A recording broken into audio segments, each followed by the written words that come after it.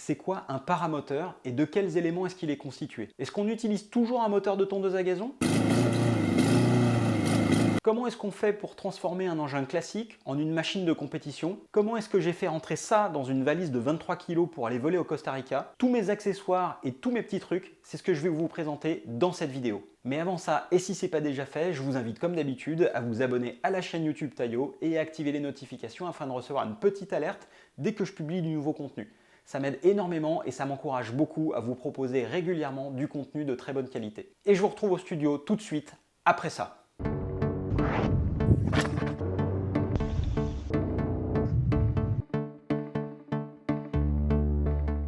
Bonjour à tous, ici Taillot et bienvenue sur ma chaîne YouTube. Alors évidemment, j'aurais préféré faire cette vidéo à l'extérieur, à la lumière du jour. Le problème, c'est que la rudesse de l'automne ne nous offre pas des conditions qui sont toujours optimales.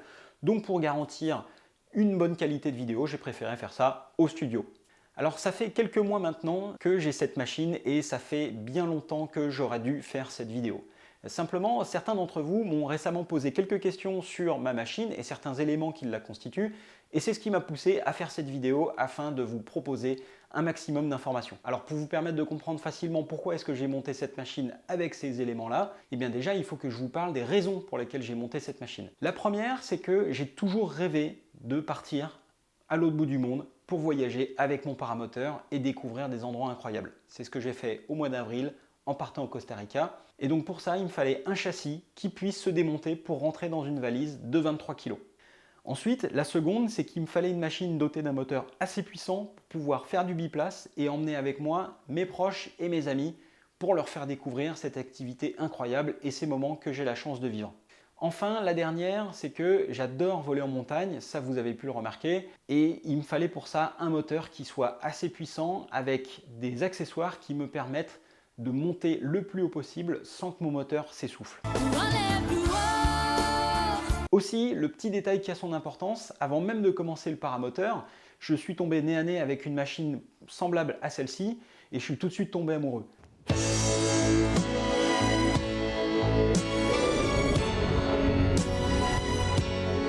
Les matériaux, le design, la simplicité, le poids, tout ça m'a fait rêver et donc je me suis juré qu'un jour j'aurai une machine comme ça. Un jour, elle sera mienne. Oh oui, un jour, elle sera mienne. Et donc aujourd'hui, avec cette machine, je suis un petit peu en train de réaliser un rêve.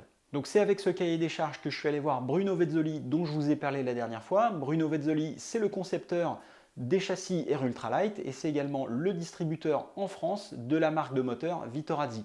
Et donc c'est Bruno avec son équipe composée de Yoshka et de Timothée qui m'ont monté cette machine de rêve.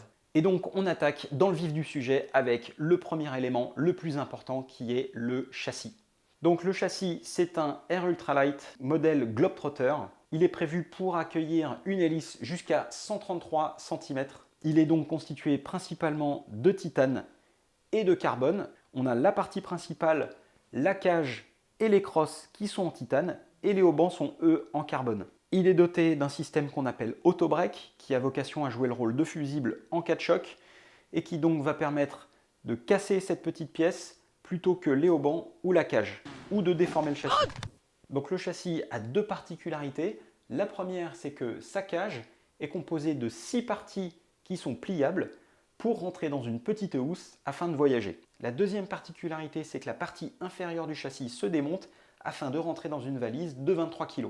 Alors un autre élément constitutif du châssis, c'est le filet. Le filet a une vocation, c'est d'éviter que des objets ou un membre viennent en contact avec l'hélice, ce qui pourrait être évidemment extrêmement dangereux. Ici, on a des cannes mobiles qui permettent d'avoir sensiblement les mêmes sensations qu'en parapente. Ces cannes sont équipées d'un système de fixation sur lequel on va pouvoir monter la rollbar, qui est l'élément qui permet de voler en biplace. Donc ensuite, on passe à la sellette. Sur ma machine, j'ai choisi de monter la sellette APCO Split Legs, qui n'est pas forcément la meilleure sellette en termes de solidité ou confort, mais en tout cas c'est pour moi la plus légère et c'est également celle qui me permet de skier avec ma machine sur le dos, comme vous avez peut-être pu le voir dans le Power Ski Cross. Donc ici à droite de la sellette, on a un parachute de secours, 125 kg. Donc 125 kg, c'est à peu près mon poids plus le poids de la machine. Et donc grâce à ce parachute de secours, je vais pouvoir ralentir ma chute en cas de vrac à une moyenne d'environ 2,5 mètres secondes. Donc là, vous voyez, c'est la poignée qui permet d'activer le parachute de secours. Donc il me suffit, entre guillemets, de tirer sur cette poignée et de lâcher mon parachute le plus loin possible pour qu'il se déclenche et qu'il s'ouvre. Ici, j'ai également fixé un oramètre qui se déclenche à chaque fois que mon moteur tourne, qui me permet de savoir combien de temps mon moteur a tourné et également qui me permet de savoir quel est le nombre de tours minutes auquel mon moteur tourne.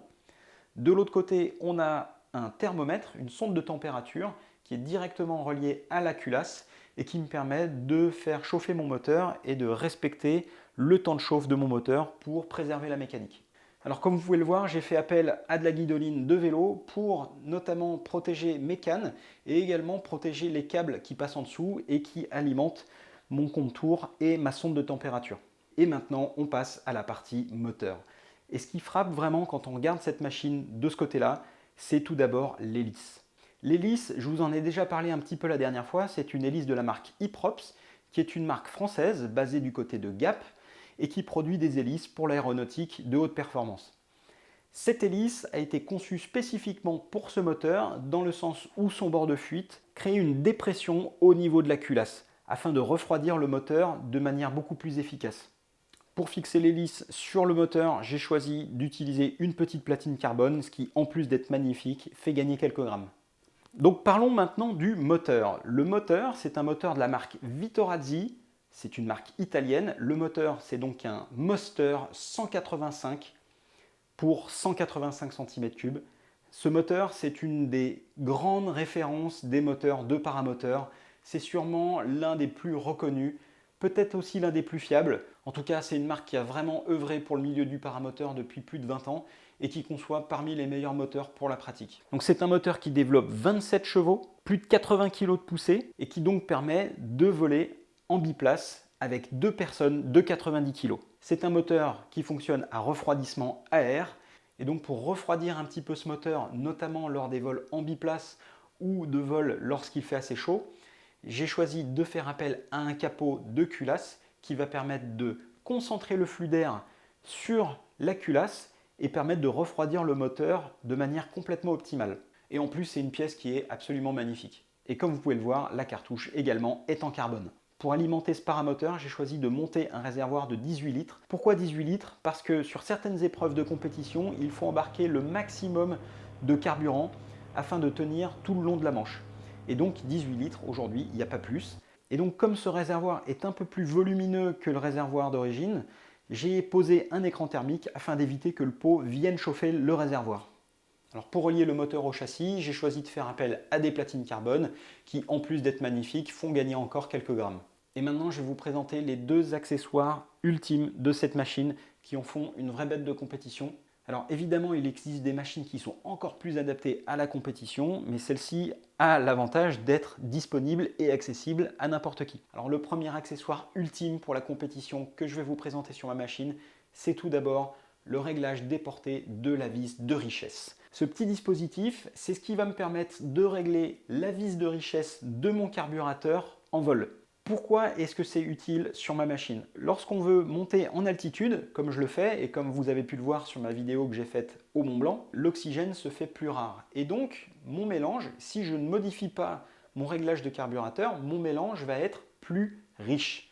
Et donc, mon moteur va perdre des tours et s'étouffer. Donc, plus je vais monter et moins mon moteur va être performant. Et donc, ce qu'il va falloir que je fasse, c'est au fur et à mesure que je monte, c'est appauvrir mon mélange, donc mettre moins d'essence dans mon mélange afin que mon moteur continue à prendre des tours et continue à être performant. Et c'est comme ça que j'ai pu atteindre le sommet du Mont Blanc à plus de 5000 mètres avec un moteur qui prenait encore 8300 tours alors que son régime optimal maximal était de 8500 tours. Et le deuxième accessoire ultime pour la compétition en paramoteur, c'est quoi? C'est le réservoir additionnel. Alors à quoi il sert ce réservoir additionnel? Il me sert à voir en permanence combien d'essence circule dans mon circuit. Le principe, c'est que toute l'essence qui est contenue dans mon réservoir principal transite d'abord par mon réservoir additionnel avant d'aller dans le carburateur. Ce que ça fait, c'est que par exemple, s'il me reste 1 litre d'essence dans mon réservoir, ce litre va se trouver dans ce réservoir. Et donc vous allez me dire, mais à quoi ça sert ce truc? Eh bien en fait, sur certaines épreuves en compétition, notamment des épreuves d'économie, le principe c'est de faire soit la plus grande distance, soit de rester le plus longtemps en l'air, avec 1,5 kg d'essence, environ 2 litres. Et donc le principe c'est de partir avec cette quantité d'essence et de revenir avec le moins d'essence possible.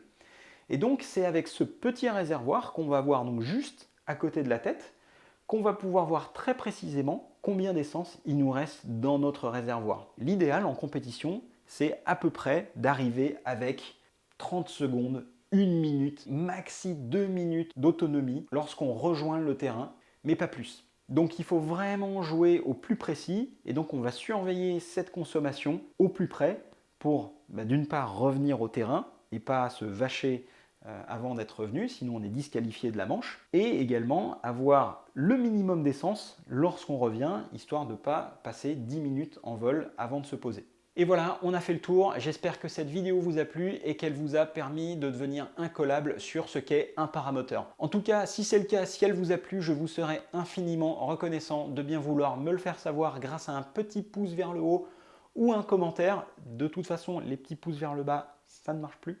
Et puis si vous avez des questions par rapport à ce que vous venez de voir, s'il y a des points qui ne sont pas clairs, si vous voulez approfondir un sujet, surtout n'hésitez pas à me le faire savoir en commentaire et je me ferai un immense plaisir de vous y répondre. Aussi, j'adorerais savoir si vous souhaitez que j'aborde certains thèmes en particulier. Que ce soit du paramoteur, du parapente, du VTT, du speedriding ou autre, n'hésitez pas, faites-le moi savoir en commentaire et ça pourra toujours m'inspirer pour une prochaine vidéo. En tout cas, merci infiniment d'avoir pris le temps de regarder cette vidéo. N'oubliez pas de vous abonner à la chaîne YouTube Taio. Je vous dis à très bientôt et d'ici là, kiffez à fond.